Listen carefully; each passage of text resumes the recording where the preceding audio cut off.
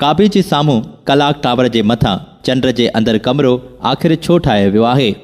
Saudi अरब में बैतुल्लाह जे बिल्कुलु साम्हूं मका कलाक टावर नाले हिक ख़ूबसूरत इमारत मौजूदु आहे। हिन कलाक टावर जी पीढ़ जो पत्थर 2004 ईस्वी में रखियो वियो ऐं हिन कलाक टावर जी तामीर 2012 में मुकमिल थी।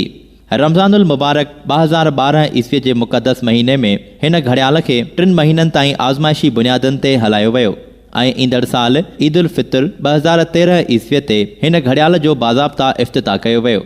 मका कलाक टावर उन अज़ीम प्रोजेक्ट जो हिसो आहे जंहिंमें 3000 कमरनि वारो होटल पिणु शामिल आहे, जंहिंमें 858 कमरा लग्ज़री अपार्टमेंट आहिनि। उन्हनि कमरनि जूं दरियूं काबे तरफ़ खुलनि थियूं, जितां हर वक़्तु काबे ऐं मस्जिदुल हराम जो रूह परवर नज़ारो ॾिसी सघिजे थो। हज दौरान हिन कॉम्प्लेक्स में 6500 हाजी तरसी सघनि था। उनखां अलावा 10,000 निमाज़ुनि जे नमाज़ अदा करण जे लाइ हिकु वॾो हॉल ठाहियो वियो आहे। पूरे प्रोजेक्ट में 123 फ्लोर आहिनि, जिन मां 120 ज़मीन खां मथे ऐं 3 अंडरग्राउंड आहिनि। हेठि ॾिनल बेसमेंट में 1000 खां वधीक गाॾियूं पार्क करे सघजनि थियूं। हिकु माड़ में इस्लामी अजाइब घर पिणु ठहियलु आहे। 20 मंज़िलुनि सां गॾु हिकिड़ो वॾो शॉपिंग मॉल पिणु आहे।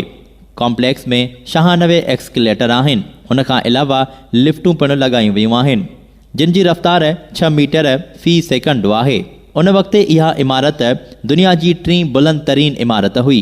हिन टावर जी ऊचाई 1972 फुट याने 601 मीटर आहे ऐं उन जी चोटीअ ते हिकु ख़ूबसूरत सुनहरी पहिरियनि तारीख़ुनि जे चंड जहिड़ो चंड मौजूदु आहे, जेको एतिरो वॾो आहे जो उनखे तमामु परे खां बि ॾिसी सघिजे थो।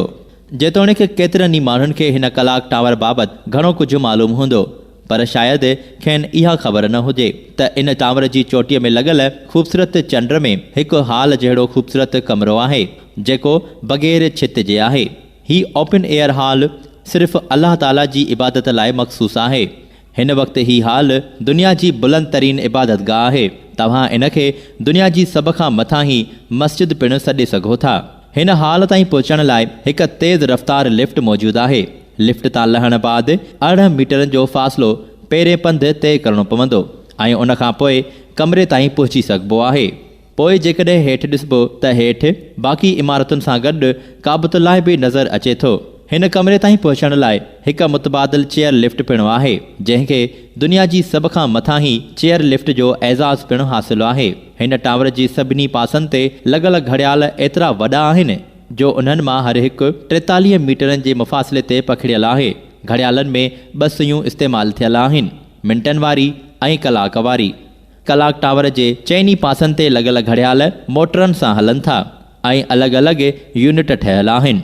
मिंटनि वारी सुई 72 फुट ऐं कलाकनि वारी 56 फुट डिघी आहे ऐं इन्हनि घड़ियालनि जी हर सुईअ जो वज़न 1.5 मेट्रिक टन आहे। हिन टावर जी ख़ूबसूरतीअ खे राति जे वक़्तु उन वक़्तु 4 चंड लॻी वेंदा आहिनि, जॾहिं उन में लॻल 20 लख LED लाइटियूं रोशन कयूं वेंदियूं आहिनि ऐं सॼो टावर उन्हनि रंगीन रोशनियुनि में निर्वार थींदो आहे। इहे रोशनियूं 17 किलोमीटरनि जे फ़ासिले खां बि ॾिसी सघजनि थियूं।